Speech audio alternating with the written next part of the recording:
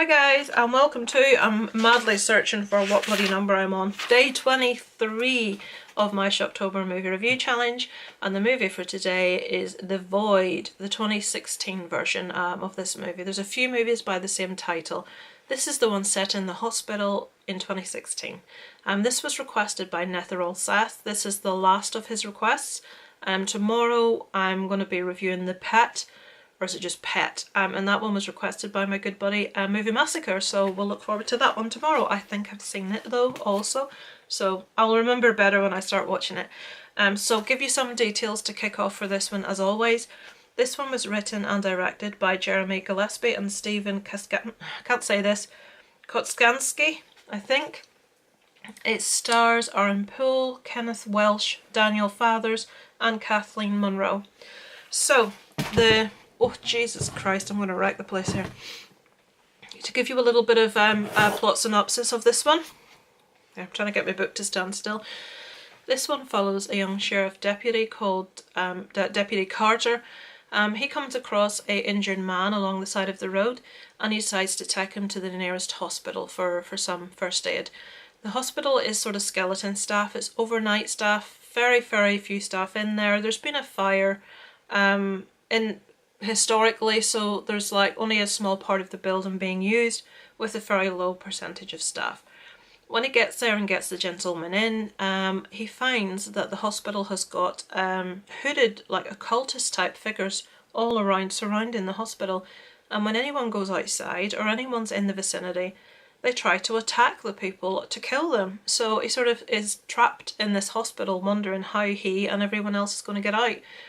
And also, when these people are standing around the hospital, they seem to negatively impact the energy within there, and they turn individuals within the hospital into like irrational, crazy, insane monsters, for want of a better word. I don't mean monsters in that they physically change. I mean they just become homicidal. They want to kill each other. They, you know, everyone's becoming affected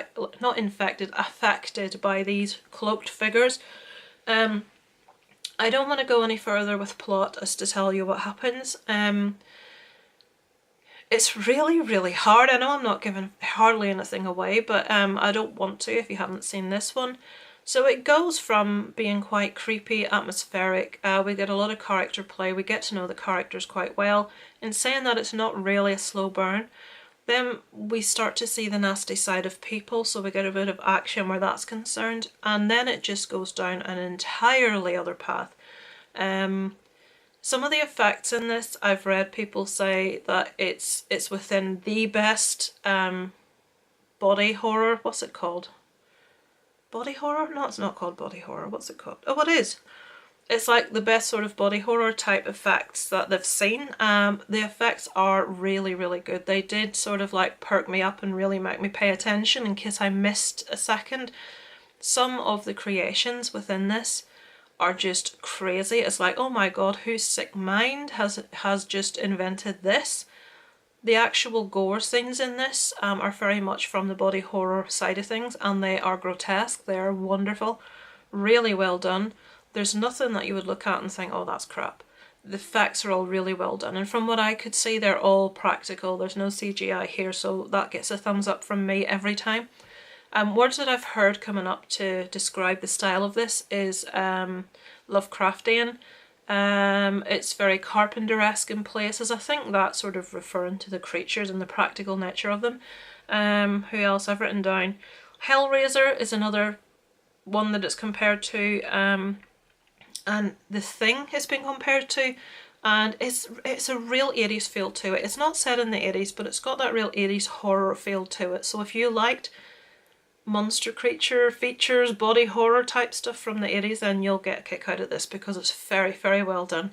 Also, a lot of people compared the eerier parts of it to Silent Hill, so that's another sort of aspect of it. I do think this is one most horror fans will enjoy, but it's very much a movie of two halves, where the first half is pretty much character driven, although you do have some sort of like weird ways people change and trying to kill each other, all this sort of thing. But the second half, it just blows your mind. Some of the stuff that you see in this movie blows your mind. I've seen this one before, But as everyone that knows me knows, my memory is crap. I could remember aspects and figments of things here and there, but not the finer detail. So it was really cool to watch this one again. I really enjoyed it. So it's 3 really good choices from Netharol Seth. He had requested The Canal, A Dark Song, and this one, The Void. And they're 3 movies I have seen before and 3 movies that I've enjoyed. So 3 very good choices from him. I'm assuming it's a him. Netharol Seth has to be a man. So yeah, it's a thumbs up from me for The Void. And if I had to score this one out of 10, I'll come in the same as yesterday. I'll come in with a 7 out of 10 for this one. Body horror generally is not my thing.